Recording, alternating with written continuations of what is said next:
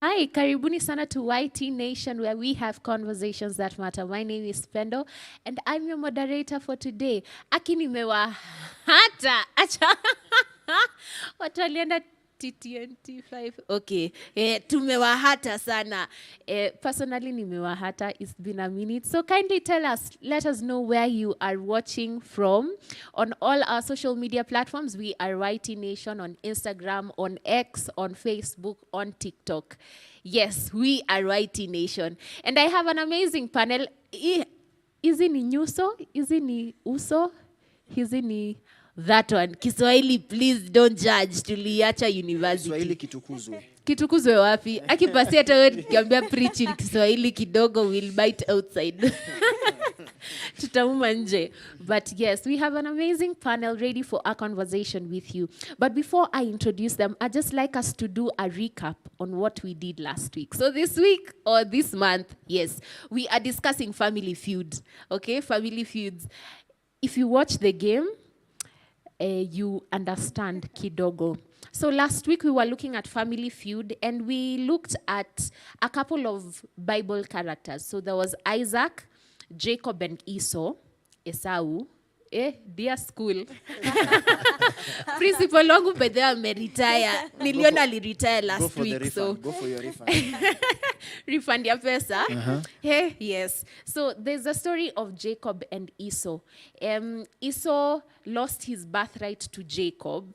And Isaac, because he was losing his sight, he was very old. Hakutel that hizo nywele hazikuwa real, zilikuwa za mnyama, hazikuwa za Esau. So he gave the birthright to Jacob. But we do realize that Esau had already sold his birthright way before this point. But that's story for another day. So there's that whole debacle. Tulikuwa tuna discuss behind the scenes. And there's a gentleman here, Pablo, alikuwa anasema debacle, so nikasema lazima niseme hiyo word, nikae nimesoma. Hallelujah. Yes, so there's that whole debacle. And then we have, nimerudia mara mingi, but okay, yes. And then we have Joseph. So Joseph is traded by his brothers and he goes to Egypt. Why do they trade him? Because he's the favorite of his father. So he got to stay home and learn. But then we see him putting to work the skills he learned from his father, how to do sijui weights, how to do. Watu wamewatch hiyo cartoon ya Joseph wanaelewa kitu nasema. If you've not watched it, tafadhali itafute on YouTube, inaitwa Joseph. Yes, so he was learning at home when his brothers were in the fields working. And he got a very beautiful colored coat. And the brothers were like, hey, wewe, elimination, 101, uno. But yes. I need to learn that game because imekuwa ikini-traumatize this past week. But yes. So they sold him into slavery, and now he needs to recover from the betrayal his brothers have shown him, because the brothers took his coat, they roughed it up, wakapaka damu ya one of the sheep or something like that, and then wakapelekea Jacob, wakamwambia, your son was eaten by wild animals. So Jacob mourned his son, who is not dead but is dead.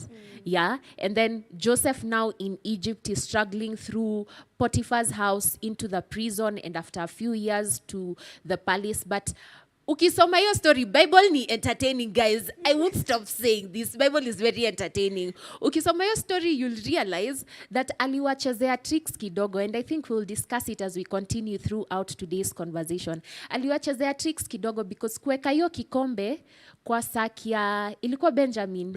Ilikuwa ndo Benjamin arudi. Okay, he didn't need to do all that. Angewaambia tu, I am your long lost brother. But he was like, you know what? Vengeance is here on earth. It is not for the Lord. Iyo hatujui. So, yes. So now we get into the conversation for today, and I'd like to introduce the panel.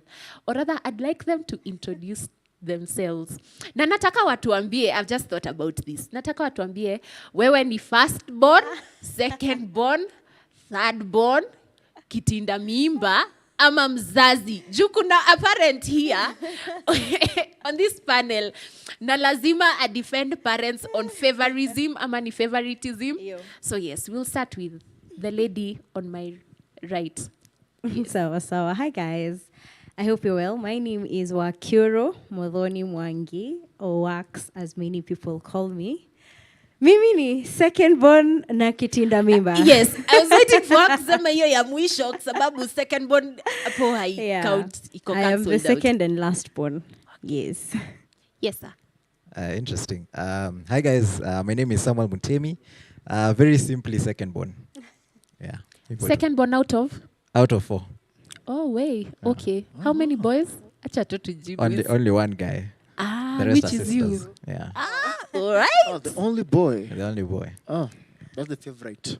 Jitete, utajitetea ukiwa kona gani? Wait, see, we are the one reducing ourselves. Why are you now taking I'm my sorry, show? It's my show. It's my time. It's my time. Nangoja ku shoot arrows hapa, No, but please yes. don't shoot any arrows. Me, I deal with guns. So now, my name is Steve Onguko. I am second last. I'm second last born in a family of 6 boys only. We are all 6 boys. Your basketball team tumeweza. I wear that, but interestingly, I'm second last, right? Is that second last? But still, we are last born because I'm a twin. I have a twin. But mimi ni wa kwanza. Hallelujah. How do you know? I know, for I know. And then Yes. also I wear a hat of a parent. I have 2 children, a boy and a girl. Yes. Okay. I've introduced myself. So, are you happy? Pasi ni last born, basically. Acha tu I'm not a tuseme last born. hivyo. I'm not a last born. I'm a shaken lashed. Amejaribu kujitetea sana, but basically what we are saying, Pasi ni last born. So, as I had introduced myself, my name is Pendo, and I am a last born. I don't even have a defense. Na sijui mbona hii panel hatukuona vile who huko defines kuna the last one, by the way? kitinda Who mimba. defines the last born? You Who- don't define the you- last one. No, you came. It's your you parents came who on define last. the last one. No, you came on last. No, Is there you're anybody just after last you? one for the moment. There's no. You want a Lakini Sarah hii story? imeshaenda. Ishaenda bwana. Kuna mahali inafika unajua hiyo mlango ilifungwa na ifunguliwi tena. Ay. All right. So today we are looking at Scar. So sijui watu wenye wamewatch Lion King. Hands. Pasi anainua Best lakini yenye movie aliwatch ni ya ever. 1990. Ilikuwa 8. I like the way you have assumptions of what I have watched, what I have read. I have assumptions Is of my it introduction. alive, I- Azi? We don't lie on the screen. But it is that one that we like. Yeah.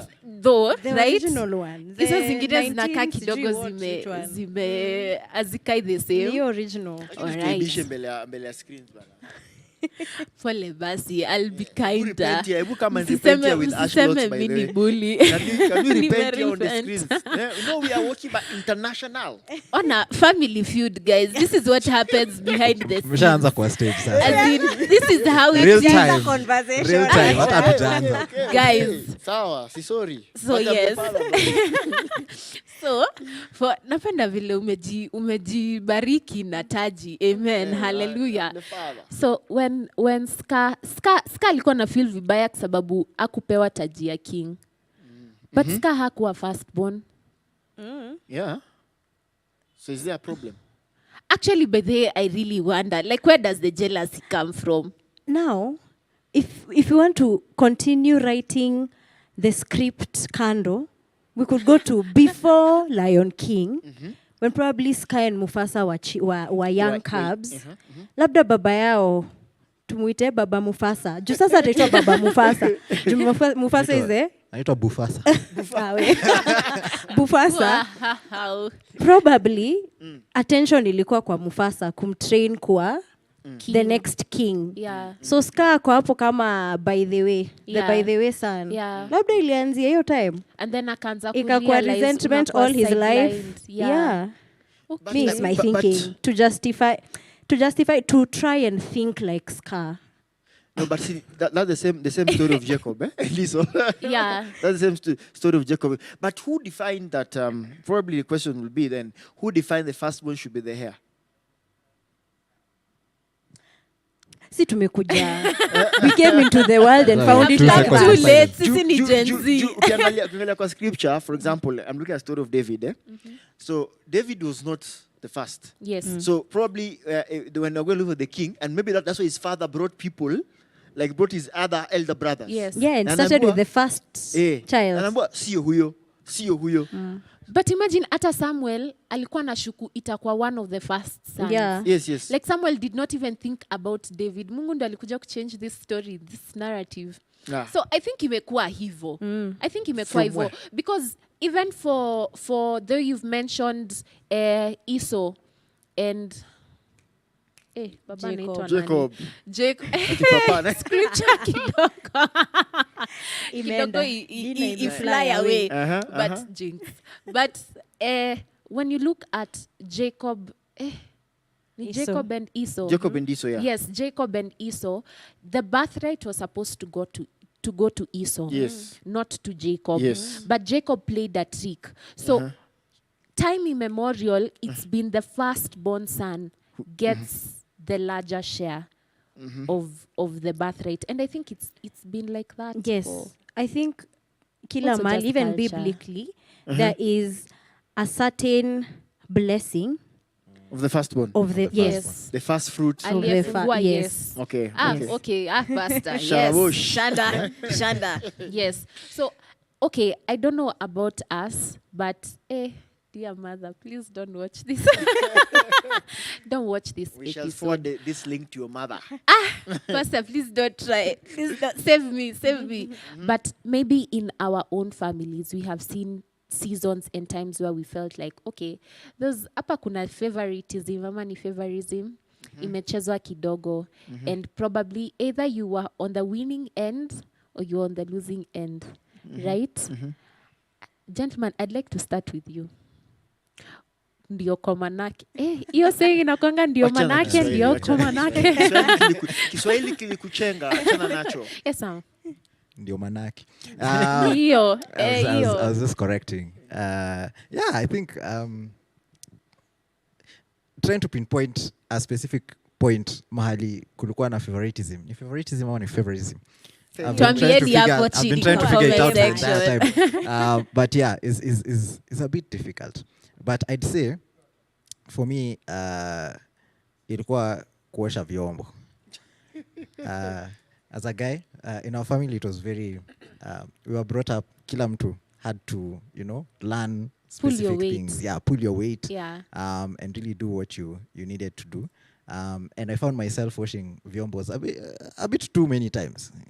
Hiyo kizungu ni mbaya. One times too many. One time too many. Okay. Hey, nilikuwa naosha vyombo sana. Yeah. And for a point, at a time I really thought, kwa nini mimi ndio naoshanga vyombo almost kila time? Right now it makes a bit more sense because when I look back, I realize even now I don't cook that well. So it would have been also a disservice to everyone else kama ningekuwa napika vitu zenye haziko. But don't you think also probably it was because of your how can I call it, your environment? Because all of people around you are like you had sisters, and so it was just natural and automatically, like for things like doing the house chores, such kind of house chores was an automated thing. So it didn't hit them like, wait, we have a gentleman here probably who shouldn't be doing this, we should be doing for him. And so and also maybe your parents also thought, tukiacha boy aka hivi we at the end of the Hakuna day kitu atafanya. hakuna kitu atafanya. So it was just as environment necessitated. Wacha yeye afanye hii, I mean, itakuwa yake. Inaweza kuwa the environment. It's true because But did your dad Kiingereza leo inapotea. Did you ever see your dad like washing? Okay, has he ever washed like utensils? special occasions. Special occasions. Sasa zile hakuna mtu wa kufanya hiyo kazi. Okay. Hiyo itafanyika. Step in. Yeah, special occasions. But I think pointing it out, definitely that might have been one of the factors. Because unapata I had 3 sisters and some of them actually like to cook a lot. Like ni talent. They really, really like it. Yeah. And I guess that's where I was pushed to the vyombos. Because then again, I don't know how it comes up, but watu hupenda kupika wapendi kuosha vyombo na watu hupenda kuosha vyombo wapendi kupika. I don't understand who loves washing vyombo. Oh, I came to love it. Sijamaliza story. Hey, okay. I came to love it later on. But at some point I really thought, bana hao wanapewa kazi ya kupika Wanakuonea. kila time. Yeah. Kuna favoritism hapo kidogo. Na sisi hapa tuna relegatiwa kwa vikombe na sufuria na After masahani. washamaliza kutengeneza the sweet things, wewe ndo na achia dishes sufuria usiku ugali. 11 Unakuja pm uko unasugua. busy. Na sayo madha anasema in my house vyombo Hazilalangi kwa sink. Yes. Na ilileta it brought a lot of fights. I remember me and my siblings have fought a lot about vyombo and chores. Yeah. And I'm sure this applies to a lot of siblings also. Yeah. So yeah, hapo ndio nitasema one example comes from. Kuna story nilikuwa nataka utoe. Sasa itabidi we shida huyu pull it. moderator. Ni kama anajua kila kitu. Tuambie basi kila kitu. Hii sasa ndio the importance of doing your research, guys. As a good moderator, I took my time. Nikafanya some research. Sorry. But kuna a point where ulifeel ni kama, okay, maybe there's an occasion where they needed to either split ways, mmoja aende huku. I know I've had those experiences. Mmoja aende huku, mwingine aende attend occasion ya, dear parent, umeniangalia viserious hata uko focused kwanza, acha tukuje kwako. I'm keen to hear you. Yes, as a parent, have there been times where both your kids had occasions that were important to them, ama wanaenda shule moja wote, haijafika point yenye they different high schools, and you needed to choose where you are going? So maybe one parent had to go for one occasion and then the other parent would go for the other. Or maybe your pastoral duties had you held up somewhere and your wife is alone, and so she had to attend one occasion and send one of her sisters or brothers to another occasion. You know, interestingly, the other day I asked my house help, do you think I have a favorite? Just yesterday. And he said, I thought, when I look at the way I've so far with my kids, by the one of is okay, ni mmoja ndiye ako shule. The other one is not in school. Yeah. And so the other day I was asking, funny enough, I don't know, from somewhere, I asked my house, do you think I have a favorite? And he said, you love your daughter more than your son. And I was thinking, no, I think I love my son because I am always with him and everything. Thinking, it makes sense. Because if you look the way I have whatever, just hanging around with him, done things with him and all that, I don't think it's the same. But sometimes, I don't know, is it really favoritism of what you choose and what you know? I've become cautious. Probably it will be good if I reflected maybe in my own life, because some of the things that happened probably in my own life, now that as I'm raising up my children, I am kind of trying I've become cautious about it. Not to repeat those things. Yeah. And probably that's why maybe I asked that question. Because I would not want my kids to come up feeling favoritism, but probably I just want them to appreciate probably so-and-so is better than so-and-so. And of course, after observation, realizing, because I might be pushing you, for example, she vyombo, and it's not your thing. But she enjoys doing vyombo, you know? So probably one thing is growing and learning and appreciating what is she good at and what is he good at, and just helping both to appreciate. It is not competition, rather is about complementation. Yeah. Hapo nimepeana points. Umpige makofi. Tunafaa tumekuja na notebook hapa. Tuchukue notes. Notebook and pen. Tuko therapy But session. when I look in my own life, Actually, that's where I wanted when to I go. look in my own life when I grew up, okay, I grew up in a very interesting setup. I think, there was favoritism. It was obvious. Obvious. For various reasons, probably that I may not mention, but it was very clear. Not necessarily because it happened that as we were in the same school, almost all of us, same high school. So, but it was obvious. We all went through almost the same school. So, it was almost obvious sometimes when umeshamaliza umetoka umebaki, you start realizing the frequency which your parents will come for visiting compared to the way they will come when the others were there. So realize hey, a term in Asia, pengine the time nilikaa a whole term, no one came. And I reflect the previous year, my bro was still in school. Hey, maze walikuwa wanakuja. Or every time they will come once a term. But now I stayed the whole time, maze parents wakuja. And I was like, where? Ngori. Like, Mimi, I think I'm not that important. And sometimes umetumiwa pesa. But sometimes there's that thing you feel, you want your parent to come. Sukutumiwa pesa. You want your parent Yeah, to you want your to see parent them. yeah, your parent to come. Yeah. And I feel somehow maybe it'll affect even the way I performed in school. I don't know. Maybe I felt the way I felt, then I am nobody. To these people, mimi si mutu. Mutu wa maana. Yeah. Mm. Hey. Therapy session 101, guys. But also, I think in the same light, there's usually, aside from there being favorism, because mi na feel ni kama from one parent I'm on the winning side of the stick, and then from the other parent I am not. So naonanga ni kama Zawadi is dad's favorite. Every day, all day, tupigane, dad atanisomea mimi. I'm like, father, how? Dear father.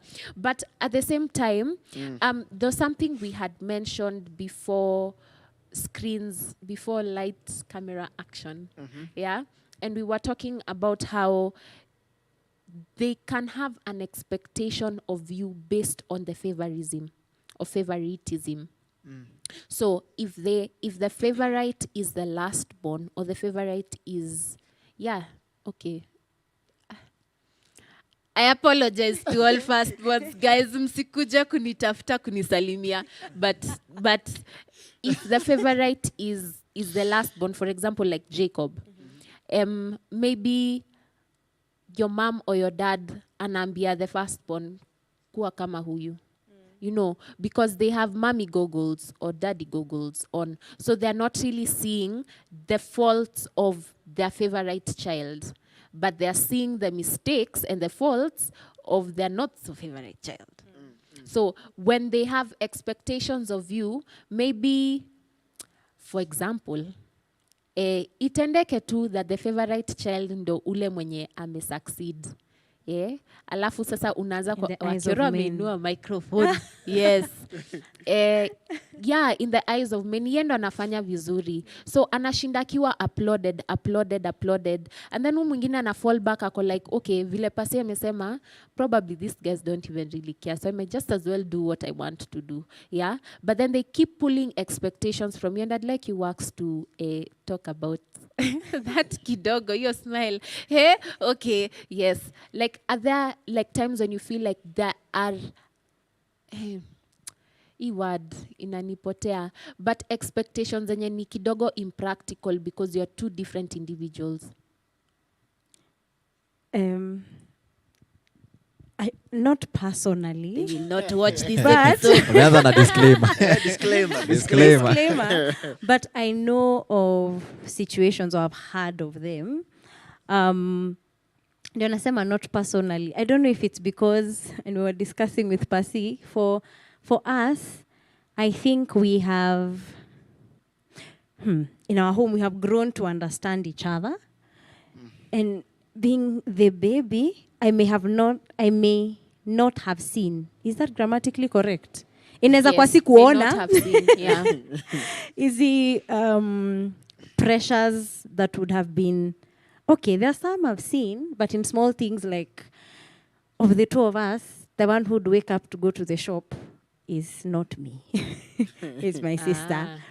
And that's how it has been. So small things like that. But I know of people who have had the pressure. At times, it may not even be verbal from the parents. It could be societal, where you are expected as the older person to be, the A student. You're told to lead by example. Kwanza hiyo, as you grow up, the older one is definitely told to lead by example to the younger ones. So if you're not doing well, then what example are you setting? Or there's that pressure already. Then the situation where, well, probably you're good at making YouTube videos, you're a vlogger or something, or a TikToker, as the example I gave. Yes. And the one following is the one who really loves biology and wants to do medicine and is excelling as a doctor and is doing so well. And so the pressure, I don't know if we shall get to the aspect of pressure between siblings to try and please your parents.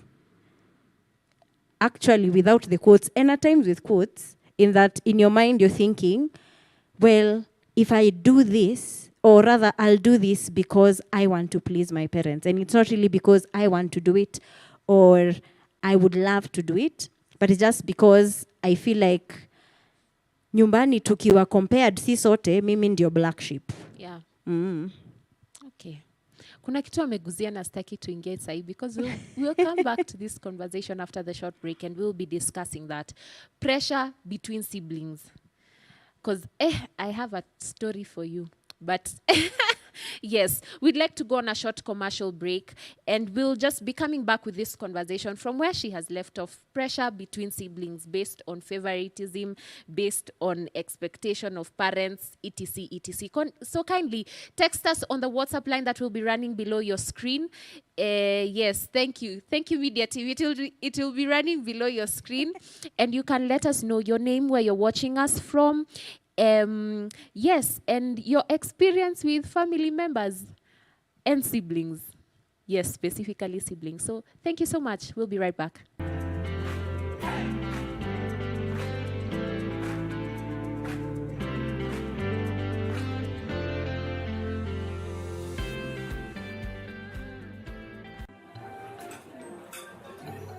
I've actually been trying to find a balance.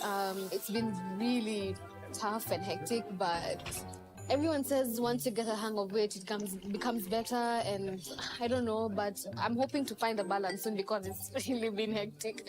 But you've been in the job industry for a long time, so I think you would know better. Sindio? Huh? What time is it? I need to catch up on Leadership Forum. Did they have a radio here? Never mind. I brought my own. No way. You can't be serious. Wait, why do you have a radio and you can just catch up with the shows on Hope FM podcasts? Really? Even Meet of the One? I mean, you can find them on whatever platform, name it. AfriPods, Google Podcasts, Apple Podcasts, Spotify, you name it. But I'm not subscribed on any of them. So no worries. You can just check out the latest episodes on hopemediakenya.org. You can now listen to select Hope FM programs on your favorite podcast streaming platform or directly on our website, www.hopemediakenya.org. Listen and live.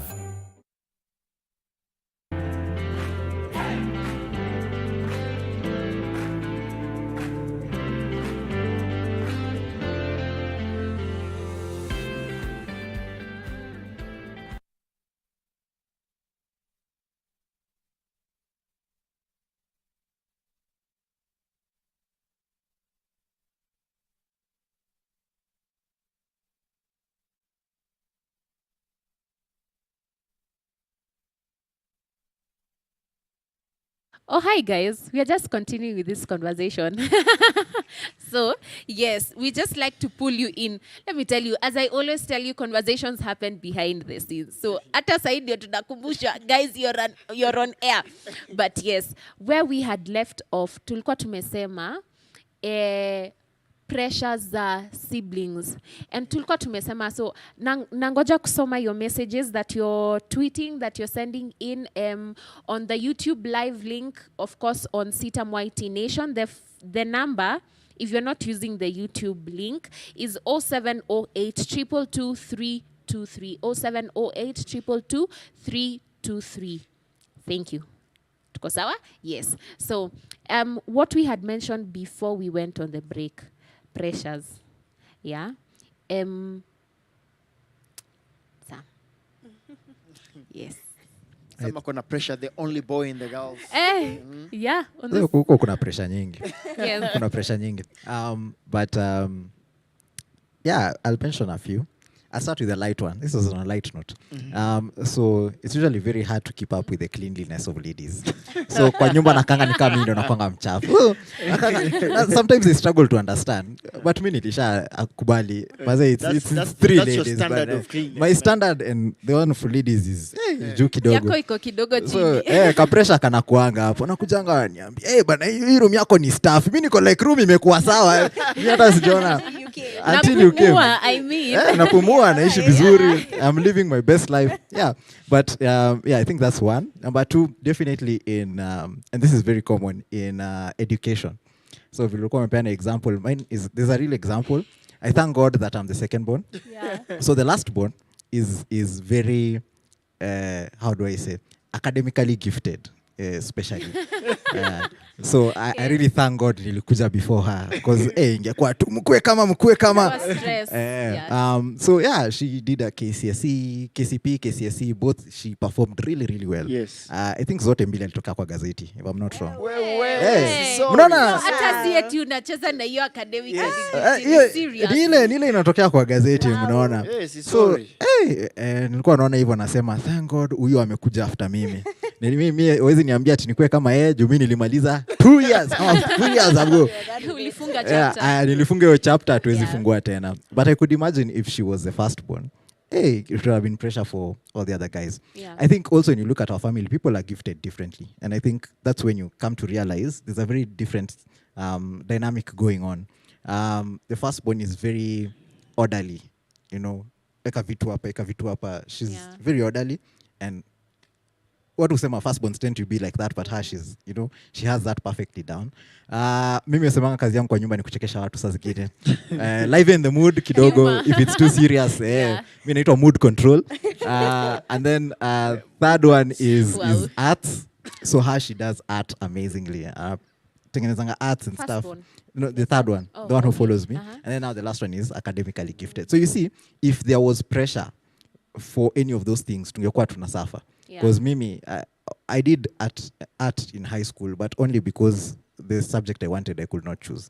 So if you told me to draw something, I'm not the best at it. Hapo pressure ingekuwa tu imenimaliza. But I'm very good with technology and stuff like that. So ukipea hawa wasi wengine hizo vitu, pia watasafa. Juu saa zingine wanakujanga waniuliza, wanipigia simu wananiambia, do you 1, 2, 3 things is not working, so how do we fix it? So you see how different we are. Makes it very important to know that, first of all, if you decide to put certain things on other people, for example, you put academic gifting as a very high thing for each and every individual, itakuwa shida sana. Because now, the rest of us would struggle. We are gifted differently, so we definitely will not achieve what the last one has achieved. If it was arts and stuff like that, if it was, being orderly, of course we're all supposed to be orderly, but she has a special gifting for that. It would be a lot of pressure for that. But I think the good thing about our family and where my parents really got it right is that they have encouraged the strengths in us. So utapata, I don't really think I've ever felt the pressure ya kuperform. Sana, maybe, I don't know why, but probably because they supported the giftings of everyone. So if you come to a house, you'll find that there are a lot of paintings on the wall. Na zote ni za the sister.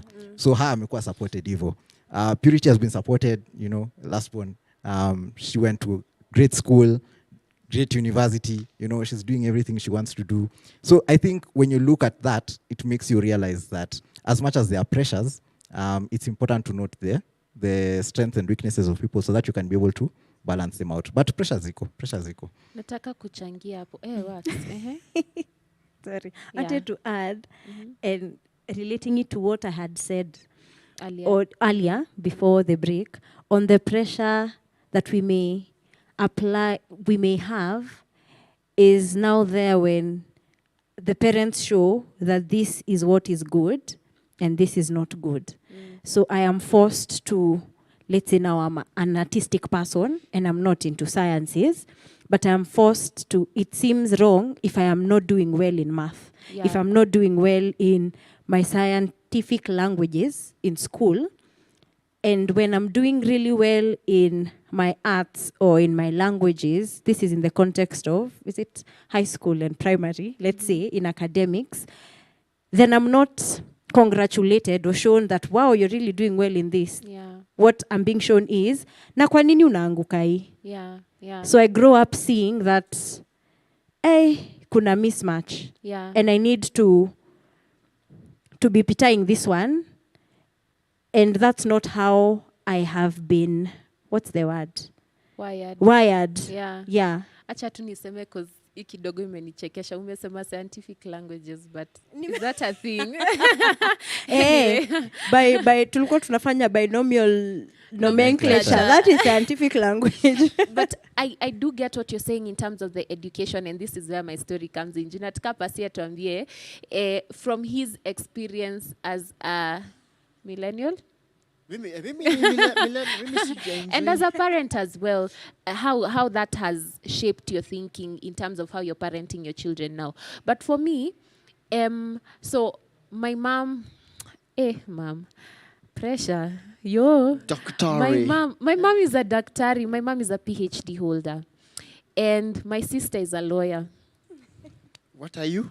I am here on TV, Mom. I made it. Starting a YouTube channel. Follow, like, Hi subscribe. guys, welcome to my YouTube channel. On the last episode, On all channels, my name is. guys. So yeah, this is what I'm doing. I'm on TV. Well, I made it, but it felt like it's a bit of pressure because initially I wanted to do law. And kidogo math failed me, and a couple of sciences. The maths was not mathing. And the math was not mathing, man. So I didn't get into law. I ended up picking communication. Nikasema ningie na communication ni change ningie law. God was like, no. Yeah, the maths were just Yeah. low. Ni hesabu haikuwa inaingiana. Guys, that's the Moving wrap. on That's swiftly. the end of the show. But yeah, okay. Hata siwezi rudia hiyo joke. Kama hujaipata men, tulale, twende tulale. But yes, so I felt as Hey, sorry. We are lowering. I felt as though there was a bit of pressure to be able to be just as good as, because kwanza Pasia toe kuna siku niuliza hii swali ati unafikiria kwenda kufanya masters na PhD kwanza dada yako ni lawyer. Aki, everybody keeps asking me that question and I'm like, okay, yeah, I'm proud of them. I'm proud of what they've been able to achieve. But at some point, it inakuweka some pressure inside there. You need to also really perform very well so that in societal eyes, you sort of are, you know, almost at par. Yeah. So that was a lot of pressure. Acha niache na the next story. Hiyo tutakutana on my Instagram live. Yes. Pasi. Okay, what was I responding to? You were talking about how either the pressure affected you and so it has affected how you parent now. Yeah, because, you know, growing up, so much pressure. You know, when I was going to be a pastor, I remember this night telling my dad, I'm going to Bible school. My dad was like, huh? Okay, Bible school. Now, I come from a family, I said we're all boys. So everyone has a plan. We always meet every first Saturday of the month. And people are giving updates. Oh, my bro is a designer. My other bro is a doc. The other one, as in, people are doing something.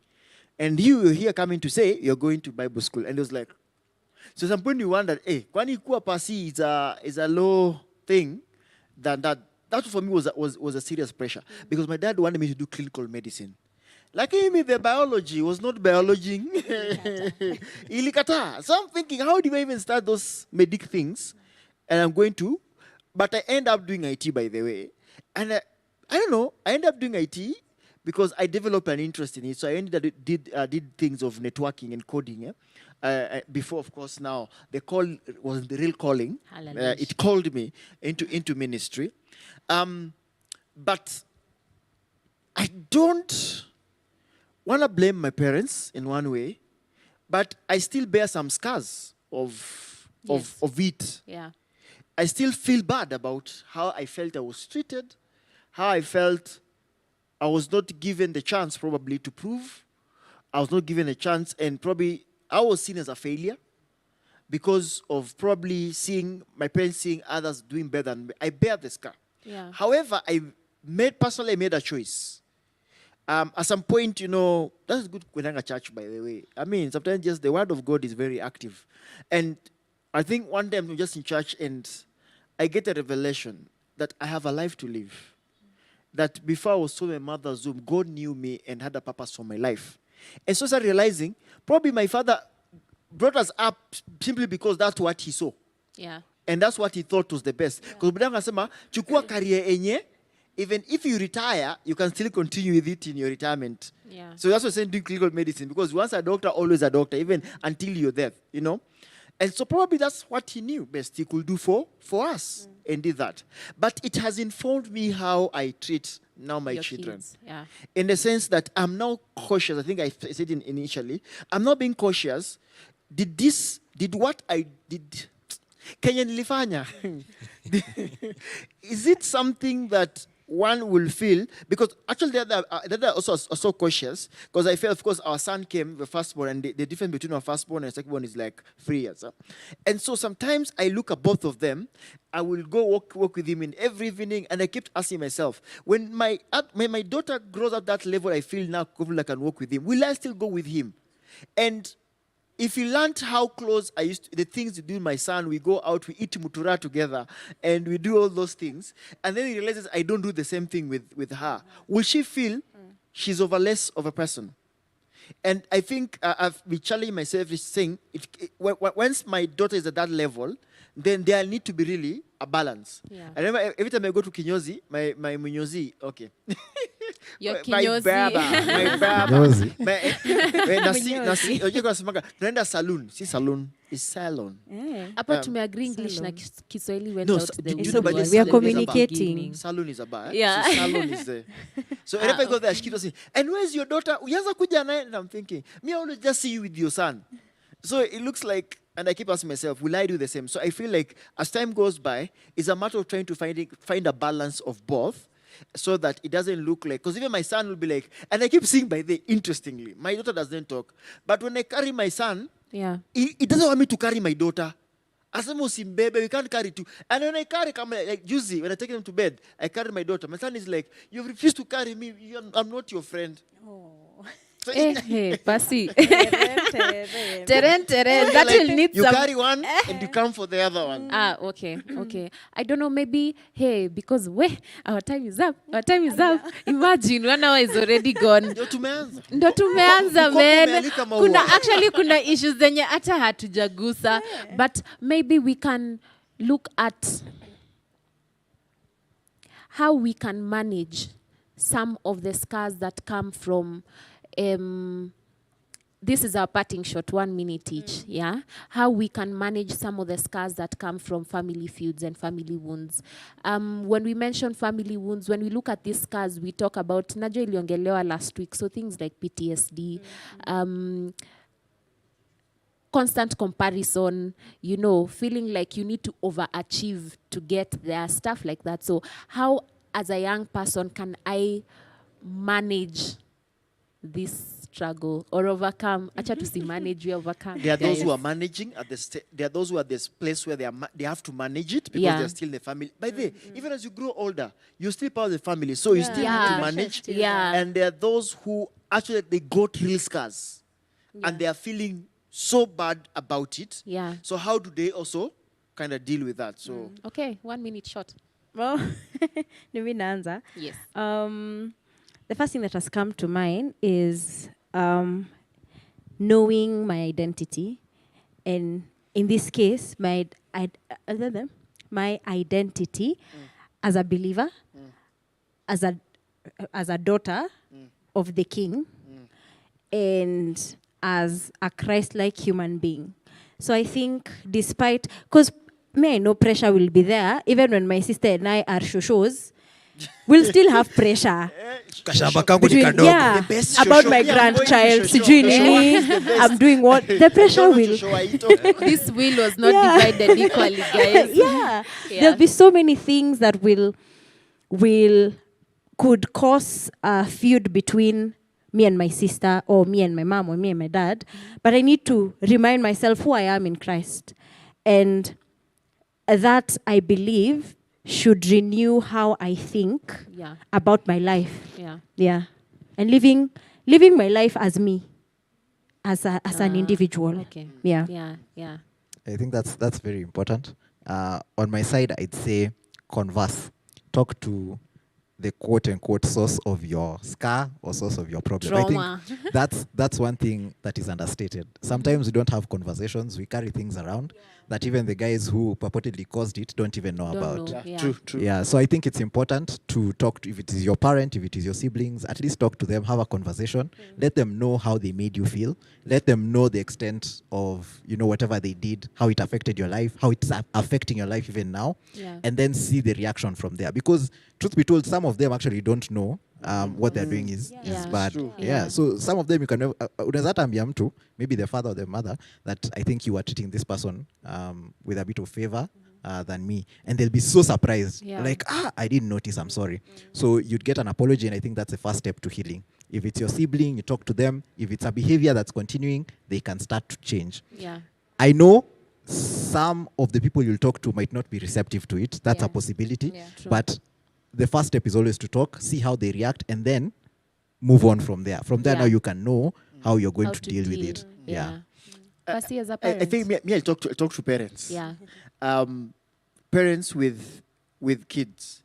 I think from what I also have learned through parenting classes and stuff there, I'm not yet perfect there, but it's important also to acknowledge not all your children are the same. Yeah. They are gifted differently, Yeah. and you can't compare them. The least you can do is to encourage them. And also, the truth is, we love what Wahito is doing than what Gloria is doing. But I think as a parent, it's my responsibility to help them appreciate you're good as you are. Yes. Because even among kids, they can start competing among themselves. To win your favor in whatever thing is this. So I think it's the role of a parent to help your children appreciate that we are all okay wherever you are, and don't try to make them feel one is better than the other. Yeah. Okay. Hey, Teacher. tumesikia. Hatujasema Yeah. therapy pia hiyo. Okay, go Yeah. for therapy, guys. Yeah. Hii ilikuwa By the way, therapy because if you session. don't deal with this, I know time has gone. If we don't deal with this, it even affects your work relationships. Yeah. Because you're always feeling, so and so is favored more than I am at the place of work. It will Yeah. affect your other aspect of your You life. need to overdo it to feel like, okay, nasikia director wangu Aki, wait, sorry, nimekusikia. So let me just read these comments. Faith Nungari, you're saying hi. Judith Kitui, you are saying that this is a healthy topic. Thank you so much. And you are the favorite child. What a way to end it. So thank you so much for tuning in today. And thank you so much for always tuning in. So you can watch here last week, watch here this week, and catch up as we continue. My name is Pendo. I've been your moderator for tonight. This has been YT Nation. Have a good night. Bye. Bye. Good. God bless.